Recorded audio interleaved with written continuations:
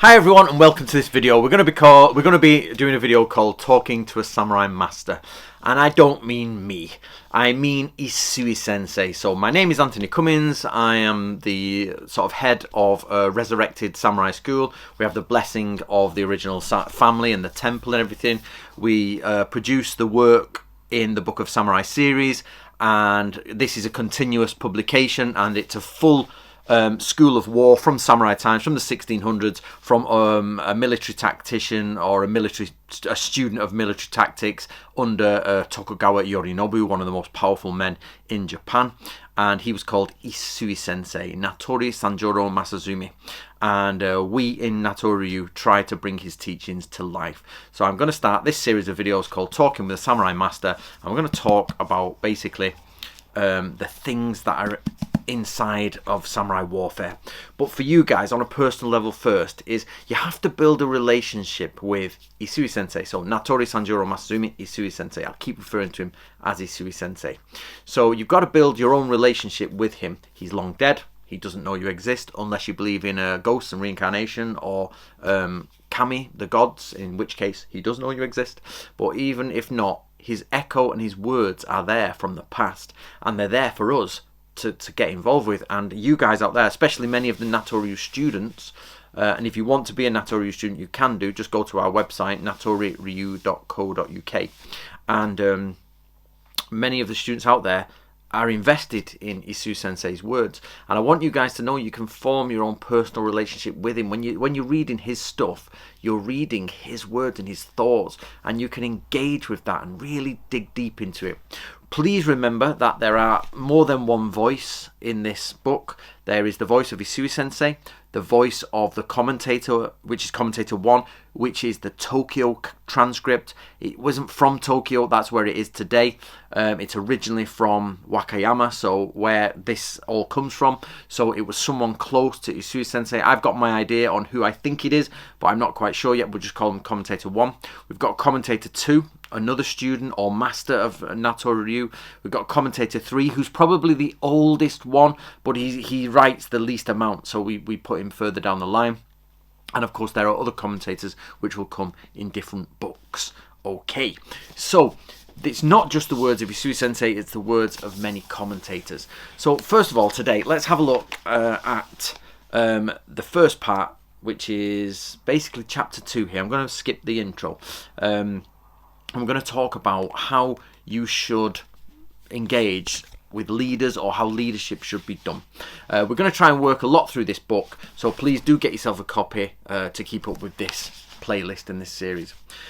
So there's an article under the word tegara, which means accomplishment, so things done with the hands basically. And there's a section here called Shisotsu o Yoku Natsukuru Koto, building an attachment between a leader and his samurai and soldiers. So basically we've got Shisotsu, which means basically Bushian soldiers, and there are two ways to do it. There's the Odo, which is sort of like the path of the king, which is called the path of the true sovereign, and Hado, the path of the conqueror. So we're going to talk about those today, and the idea is that you can get in the mind of samurai masters. So Odo, the kanji for it, basically means king. It's the old way of saying king, not emperor in Japan, the old king. And this idea of a leader, a solid leader. Now, solid leaders should be non-excitable. So this is a big difference. Odo, the way of the solid leader, if you like, and Hado, which is the way of the conqueror, are two separate ways. Odo is very solid, it's very steady. The tax comes in, you're not overtaxed. Benefits come back to the people. You're there if they need help. If a bridge falls down, you rebuild. You keep society going very, very slowly, very nice, very solid, and everyone feels relaxed. If you overtax them, they'll come against you, rebellion. If you don't do enough for them, they won't support you. But you've got to find that balance of being a powerful leader without showing force or aggression. Of course, you have to discipline people, reward, punishment, that's all included. But the idea here is that there's a steady flow. Now the problem with this is nobody wants to sort of leave a steady flow. Everybody's warm and happy and nice and things are going well, and some people are a bit bored. So that type of leader is for mainly not just times of peace, but when you need people to feel steady. But Haddo is different. It's the conqueror. This is someone who's aggressive. They're full of fire. They're burning. They rally the people up. They get everybody going. Everybody's ready to go. And you can march people. People will march for them and follow them. But the problem here is that very quickly, and by that it depends on the context of the situation. So if you're stood out in the cold, within hours. If you're talking about, a political move, could be within weeks or it could be a year. But the point is relatively quickly, people will drop off and change. You can persuade people with your force or with your passion to do something, but unless that passion is inside them, then they won't do it. So overall, leadership is about a steady flow of people, punishment, reward, keep it easy, keep it nice, rebuild things, keep going, everybody's got to exist, the sun comes up, the sun goes down, and you keep that steadiness. But when you see trouble brewing on the horizon or there's a problem, you either change your own approach or bring a new leader in, which is Haddo, the Way of the Conqueror. Rouse everybody, come on, we've got to do this, because you need to get something done.